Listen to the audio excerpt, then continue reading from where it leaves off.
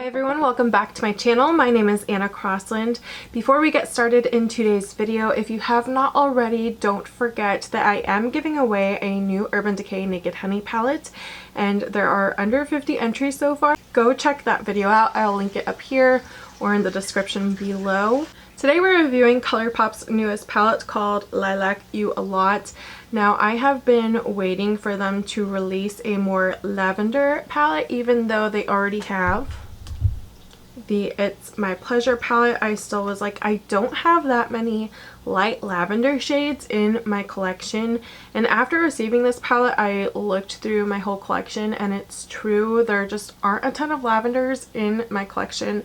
Now I did swatch these side by side for comparison so you can kind of check them out. I know a lot of people are like, okay, I have a purple palette, so what's the point in this palette? But they're releasing more pastel type shades, so I will show you the comparisons and the swatches. In the comparisons, they do look pretty similar. They have different textures. You get such a different look out of both of the palettes. It's My Pleasure is definitely more deeper and darker, whereas the Lilac You A Lot is a lot more pale and cool tone shades. I feel like when I started swatching like similar shades, I was like, oh, this kind of does look similar, but on the eyes you get a completely different look.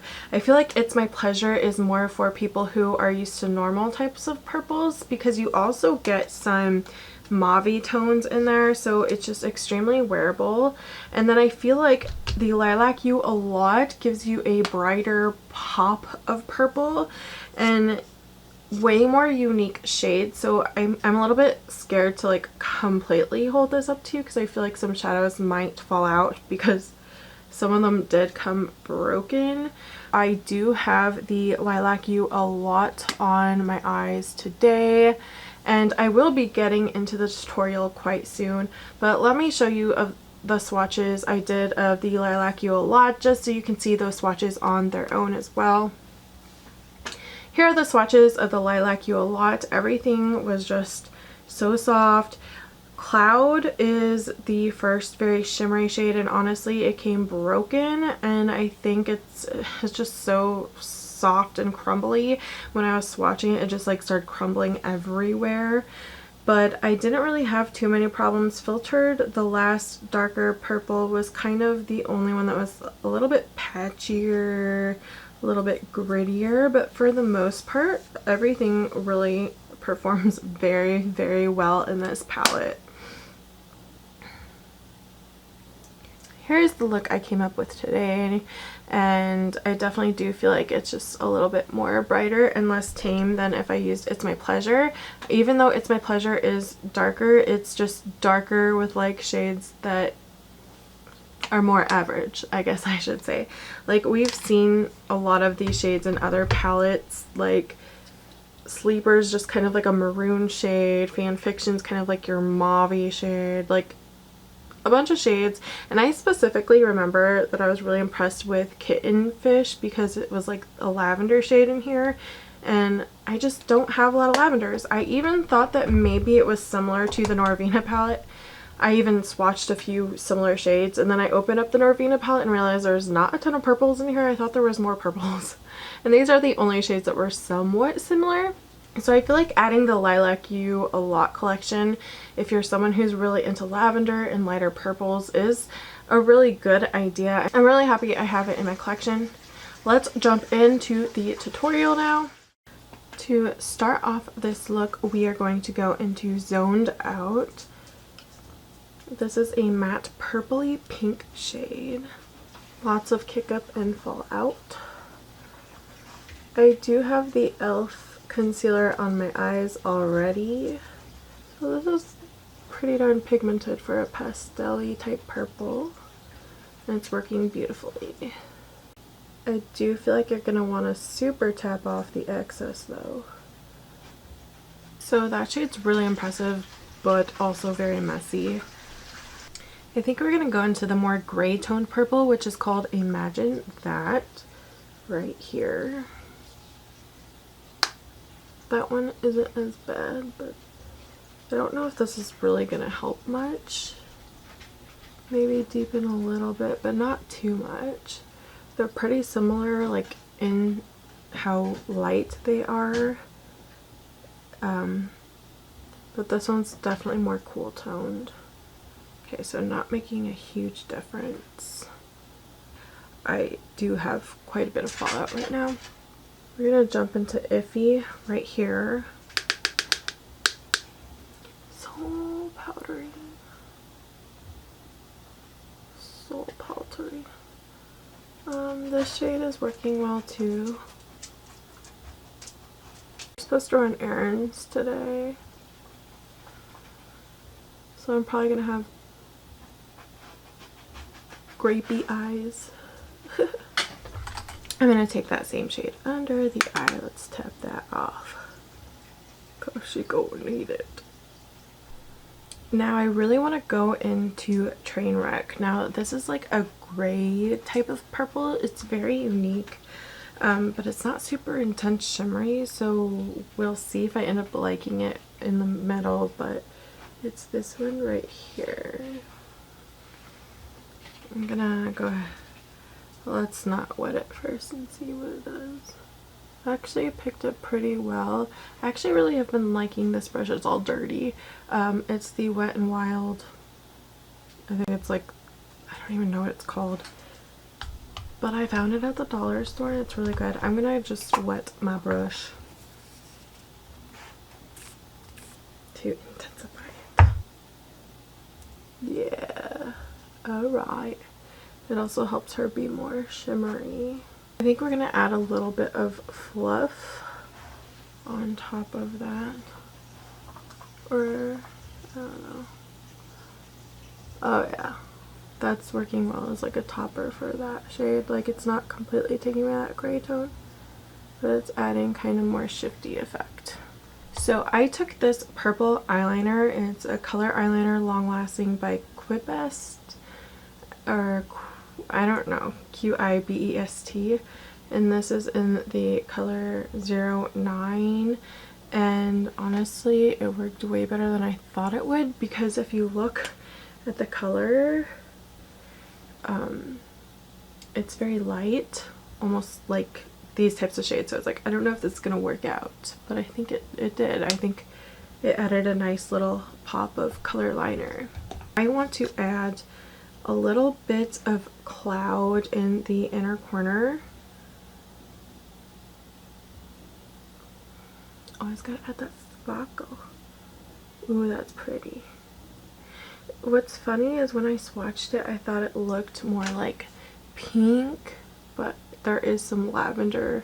It's like a very light lavender with like golden reflex. It's very, very pretty. It probably would have done really well popping in the center, but that's okay. Everything performed really nicely. There is quite a bit of fallout because they are just so soft and fragile. That's another thing, is you really want to be careful with these shadows because they are so fragile. I think that's why mine came broken, but that wasn't the only issue I had upon receiving my palette. The cloud came broken in like 3 different places, and then there was another shade, what's it called, Trainwreck, that's like not even filled up completely in the pan. It almost like slants down and there's like half of the shade missing, which I thought was really strange. You guys know I love ColourPop and I have a ton of ColourPop in my collection, and then there was like a shade, the shade Zoned Out came, and it looked like there was almost something like sticky on top, like residue of something, and I was just like, okay, this is like really weird. Like I've had palettes have a few chips and like a little bit of like fallout on the palette, whatever, but this was a little bit different. So I actually did contact them and I sent them pictures because I was like, what is this? Like this shadow is broken, which maybe it broke on its way here because it's so fragile. And then this one has like, I didn't even tell them about the like sticky looking stuff on top because I felt like there's already a broken shadow in here, and one shade that's like slanted and missing, it's not filled completely, so I was like, maybe they'll help me out because of that. But I sent them the pictures and they're like, it's still usable, which I get. Like, people are into fixing their shadows and stuff like that, and I think that's perfectly fine. But honestly, we shouldn't be receiving broken makeup and have to fix it. I understand more from like a smaller like makeup company, like an indie, like a small indie brand, or like someone who sells on Etsy. Like, that to me is more like forgivable to kind of be like, well, you can try and fix it. But when someone as big as ColourPop, who you know is making a lot of money, it's a little bit weird to get that kind of thing. And I know it's a $12 palette, but I feel like if we accept things like that as consumers, that's what we're gonna get. And I think they did a very sloppy job at putting this together. I still love the palette, but I think that it had some problems upon arrival.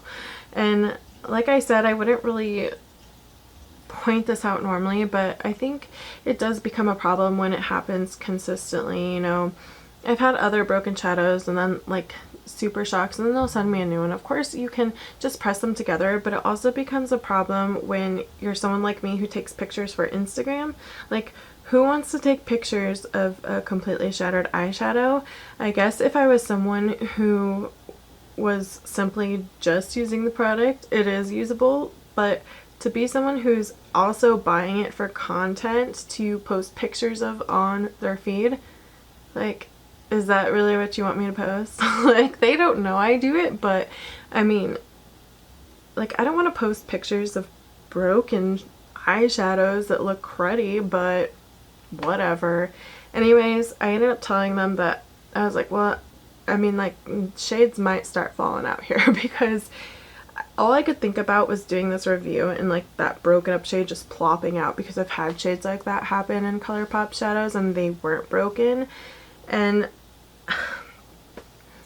I don't know, they're going to send me a new palette, I guess, but I feel like if someone says that like part of it's broken, or there's like not as much product in one of the pans, that should just automatically be replaced. And I'm not just thinking about it from my point of view. Obviously, I have so many palettes that it's not about getting a free product from them, but it's about that we should expect better. I don't know. How do you guys feel about this? Let me know. I've had a lot of people tell me that they've had problems with customer service, and normally they're pretty good. I know that they expect pictures and stuff like that, which, I mean, I don't completely blame them. I'm sure people try and lie all the time, but yeah, so I wasn't that happy about it, but maybe I'm just being really picky. If you are looking to do a more bright and fun kind of purple look, I highly recommend this palette. What are your guys' thoughts on this palette? And don't forget to enter my giveaway. You guys have a great day. Bye.